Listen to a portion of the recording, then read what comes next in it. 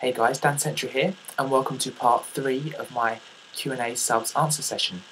Again, big thanks to everyone that's asked me questions, and again, apologies for not being on YouTube properly for about 2 weeks. I've been doing my 12,000 word dissertation for university, which for anyone that's interested, it was on the revival of the classical Hollywood film score. So I was looking at 6 films in detail and analysing the different themes and when they occur and how they enhance what happens on screen.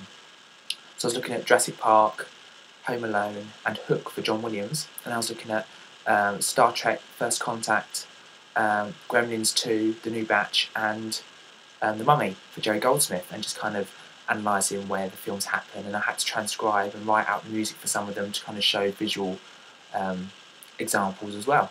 But it's all done now, so I can stop being so stressed and I can get back to YouTube. So in this video, I'm going to be answering some questions from a great YouTuber called Retro Sofa. Really nice guy. Been watching some of his videos. He's collecting for the Sega Saturn, which is fantastic, and he always does lots of pickup videos about the Saturn and everything, and it's always really interesting to watch. So keep up the good work, mate, and thanks for your questions. And he wants to know, what's the one console you don't own but you really want to get? And you'll be pleased to know that it is the Sega Saturn. I nearly actually got one a good few years ago now, but I think I said this to someone somewhere down the line. But the shop that I tried to get one out of they were selling the console, but they didn't have the right leads in the back, so in the back of the shop. So I have no idea how that makes sense. Why would you sell a console if when someone then tries to buy it, you don't actually have the right leads for it? So that's just beyond me. But yeah, I nearly got one, and unfortunately didn't have the right lead, so I didn't, and just haven't picked up one since. So hopefully I will further down the line. But other than that, we'll see. But that's definitely a console that I don't own, would love to get, a Sega Saturn. He then asks, what's your favourite TV show? Now this is a really hard question, because I love watching so many different shows on TV. When I have time to watch TV, that is. So I'll give a selection. I love watching Shameless, love watching Skins, love watching Glee, love watching Most Haunted, love watching Family Guy.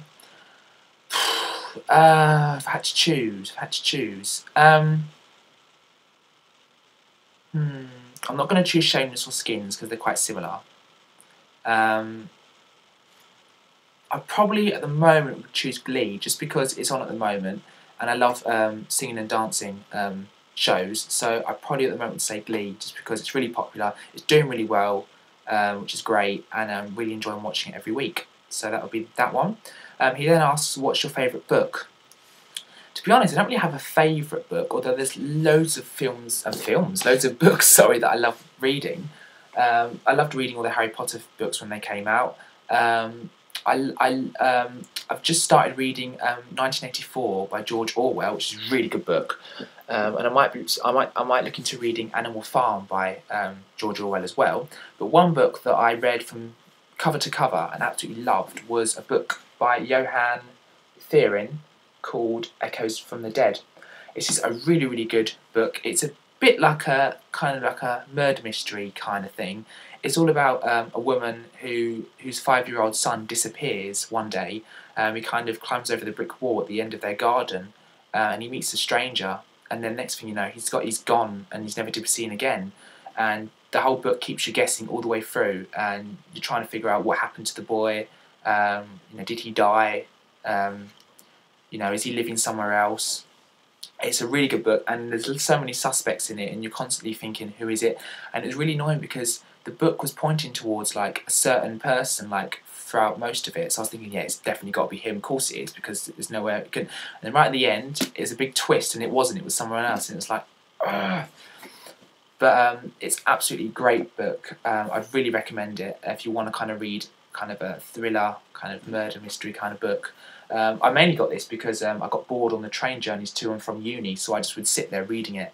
Yeah, I just got so addicted to it, and I read the whole thing, and it's really good. So that's definitely one of my favourite books that I've ever read, and would definitely recommend Echoes from the Dead. And then he asks, what's your favourite games company? Good question. Really like Microsoft. Although SNEStastic's been talking about how their design for the Xbox 360 is really shabby, really bad.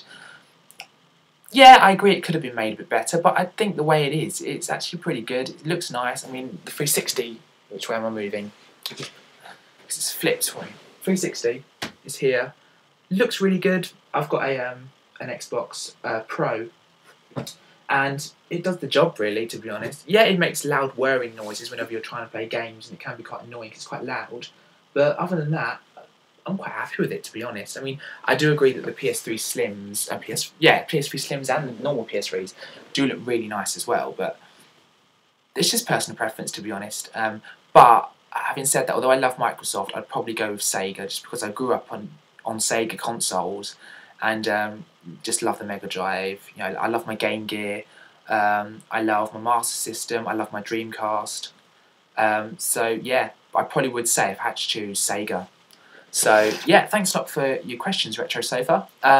If you haven't checked out his channel, please go and do so because he's a great guy. He bought a big kind of limited edition, like big box collector's edition of Alone in the Dark quite a little while ago, and I quite like the Alone in the Dark games, so I was quite impressed with that.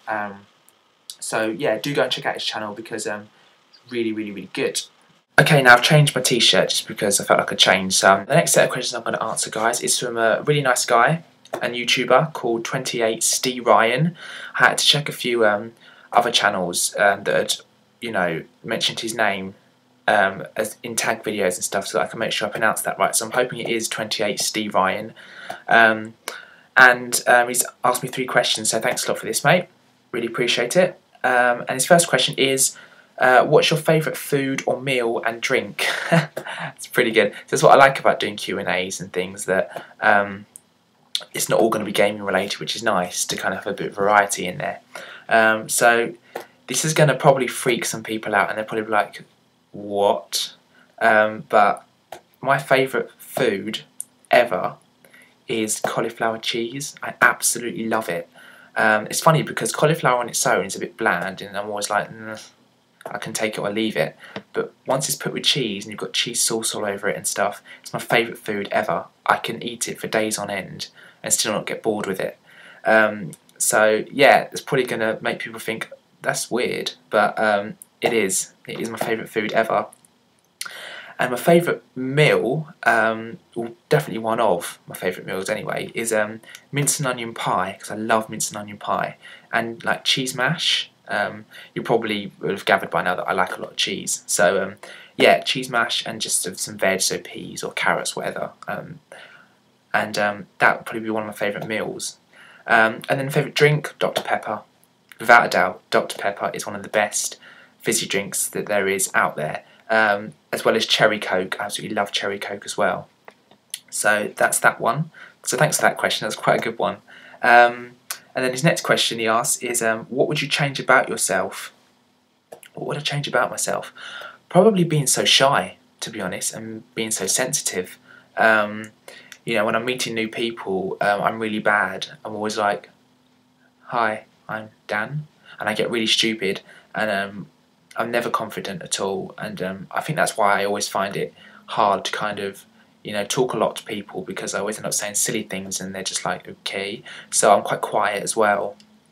So if I had to change anything about myself, it would be to not be so shy and quiet, really. I am quite sensitive as well, so it'd be good if I wasn't so sensitive. But yeah, probably would be mainly to not be so shy and quiet. I would change that if I could. His last question, this is a really cool one. He says, if you could have any arcade cabinet, which one would you choose? Now, for me, I don't know if many of you guys have had a chance to play this game, or if you've managed to either play it in the arcades or emulate it, but I don't know if any of you know of the arcade Sonic game called Sega Sonic the Hedgehog Arcade. It's basically a Sonic game where you can play as either Sonic, Ray the Flying Squirrel, or Mighty the Armadillo, and they go through various levels. And it's really fun, and it came out in the arcade. I can't remember the exact year. I don't know if it was 1993 or something, maybe around that time, sort of the early 90s. And I managed to get it on a ROM, and it's really good, really good. And if I could have that arcade cabinet from when it was in the arcades, like in my house or something, I'd be on it loads, without a doubt. because I absolutely loved that. So if I could choose any arcade cabinet, it would be Sega Sonic the Hedgehog arcade. So yeah, so that's that one. So thanks a lot for your questions, mate. That's all I'm going to get in this part. So in the next part, I'm going to be answering questions from a good friend, Drexus80, Daz. I've had to put all the questions in one part and fill a part with it because one of his questions made me talk about it for quite a while. So yeah, join me in the next part and I'll be answering questions from Drexus80. So thanks a lot for watching.